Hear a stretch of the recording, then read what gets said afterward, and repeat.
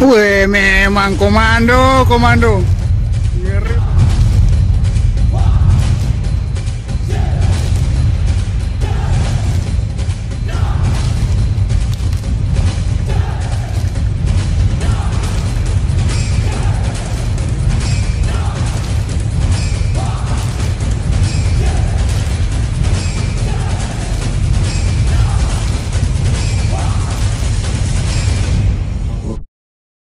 Pangkas.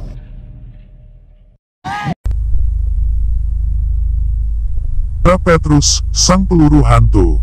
Penembakan misterius atau sering disingkat Petrus. Petrus adalah suatu operasi rahasia pada masa pemerintahan Soeharto. Pada tahun 1980-an untuk menanggulangi tingkat kejahatan yang begitu tinggi. Pada saat itu operasi ini secara umum adalah operasi penangkapan dan pembunuhan terhadap orang-orang yang dianggap mengganggu keamanan dan ketentraman masyarakat khususnya di Jakarta dan Jawa Tengah. Pelakunya tak jelas dan tak pernah tertangkap. Karena itu muncul istilah Petrus penembak misterius. Petrus berawal dari operasi penanggulangan kejahatan di Jakarta. Pada tahun 1982, Soeharto memberikan penghargaan kepada Kapolda Metro Jaya Maijen Pol Anton Sujarwo atas keberhasilan membongkar perampokan yang meresahkan masyarakat. Pada Maret tahun yang sama, di hadapan Rapim ABRI, Soeharto meminta polisi dan ABRI mengambil langkah pemberantasan yang efektif menekan angka kriminalitas. Hal yang sama diulangi Soeharto dalam pidatonya tanggal 16 Agustus tahun 1982.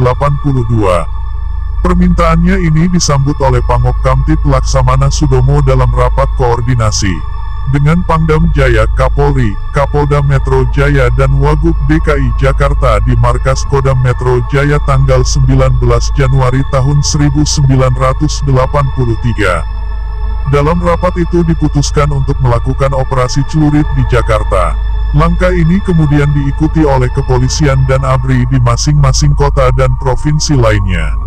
Pada tahun 1983 tercatat 532 orang tewas. 367 orang diantaranya tewas akibat luka tembakan. Pada tahun 1984 ada 107 orang tewas. Di antaranya 15 orang tewas ditembak. Tahun 1985 tercatat 74 orang tewas. 28 diantaranya tewas ditembak. Para korban Petrus sendiri saat ditemukan masyarakat dalam kondisi tangan dan lehernya terikat. Kebanyakan korban juga dimasukkan ke dalam karung yang ditinggal di pinggir jalan, di depan rumah, dibuang ke sungai, laut, hutan dan kebun.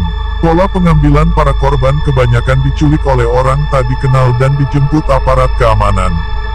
Petrus pertama kali dilancarkan di Yogyakarta dan diakui terus terang M. Hasbi yang pada saat itu menjabat sebagai Komandan Kodim 0734 sebagai operasi pembersihan Paragali. Tanggal 6 April tahun 1983, Panglima Kowilhan II Jawa Madura Letjen TNI Yogi S. Mehmet yang punya rencana mengembangkannya. Tanggal 30 April tahun 1983, akhirnya gebrakan itu dilanjutkan di berbagai kota lain. Hanya saja dilaksanakan secara tertutup. Masalah Petrus waktu itu memang jadi berita hangat. Ada yang pro dan kontra, baik dari kalangan hukum, politisi sampai pemegang kekuasaan. Amnesty International pun juga mengirimkan surat untuk menanyakan kebijakan pemerintah Indonesia ini. Tapi sampai sekarang, belum ada pengakuan resmi dari pemerintah. Dan bahkan kasus ini seakan hilang begitu saja seiring dengan lengsernya kekuasaan Soeharto. Soeharto dengan autobiografinya, Soeharto, Pikiran, Ucapan, dan Tindakan Saya, 1989, yang ditulis Ramadan KH, khususnya pada bab 69, yang disebut Petrus dan hukuman mati. Lalu Soeharto juga berkata, kejadian itu dikatakan misterius juga tidak. Pada saat penembak misterius merajalela, para cendekiawan, politisi, dan pakar hukum angkat bicara. Intinya, mereka menuding bahwa hukuman tanpa pengadilan adalah kesalahan serius.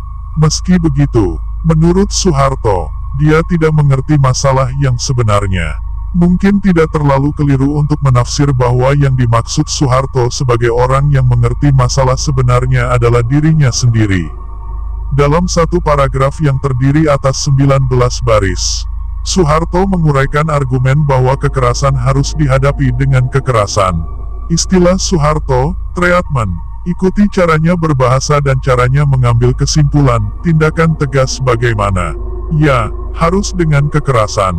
Tetapi, kekerasan itu bukan lantas dengan tembakan. Dor, begitu saja, bukan, yang melawan, mau tidak mau, harus ditembak, karena melawan, mereka ditembak. Paragraf ini segera disambung paragraf 5 baris lalu. Ada yang mayatnya ditinggalkan begitu saja. Itu untuk shock terapi. Terapi goncangan. Ini supaya orang banyak mengerti bahwa terhadap perbuatan jahat masih ada yang bisa bertindak dan mengatasinya. Tindakan itu dilakukan supaya bisa menumpas semua kejahatan yang sudah melampaui batas perikemanusiaan itu. Lantas, Soeharto memaparkan lagi, maka, kemudian meredalah kejahatan-kejahatan yang menjijikkan itu. Tentang pendapat Soeharto atas kaum Gali itu sendiri terdapat uraian menarik, mereka tidak hanya melanggar hukum, tetapi sudah melebihi batas perikemanusiaan.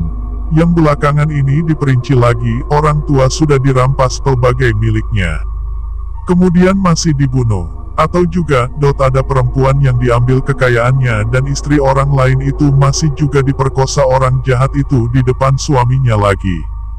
Itu sudah keterlaluan. Perhatikan opini Soeharto berikut kalau mengambil